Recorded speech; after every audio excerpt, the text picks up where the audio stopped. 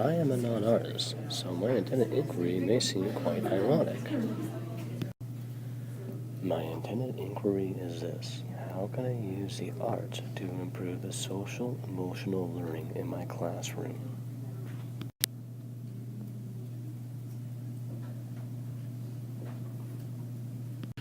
When I was in grade 5, I was part of a program called the Arts, Science, and Canadian Mosaic. I hated every moment of it because every time I tried to do a visual arts project, it never looked as good as my peers. My mom had to rescue my projects at nighttime so they are worthy of submission. When I was in the early stages of teaching, I avoided teaching visual arts, or at the very best, would give some boring textbook art activity in which I showed very little enthusiasm for. I started to feel very guilty in this because as an elementary teacher, we had to be generalists, and I thought it was unfair to deprive many students who loved art very much of such an education. When applying for my GDE, I did not get into the program I wanted. They offered me a spot in the Exploring the Arts program in a Vancouver cohort. I thought to myself, well, I'm a lousy artist, so I thought, so why not? I may learn something and be able to infuse that in my practice. My positionality is also based on my daughter, who was a selective mute up until her grade 4 year. Prior to this time, she never once uttered a word in school. After seeing Dr. Glenn Davies of the Able Clinic in Surrey, he used expressive art therapy and was able to communicate with her through her artwork. This transferred to the classroom where she was able to share her work and talk in a whisper tone at first, then eventually a loud audible tone about how proud she was of her artwork.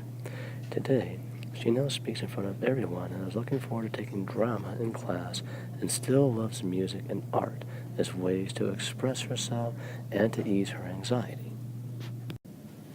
With her school-wide goal at Bonnecourt Elementary being on the theme of social emotional learning, I couldn't help but notice a lot of artistic themes that came about in some of the curricular resources I used, such as with Leah Kuiper's Zones of Regulation and the Second Step program.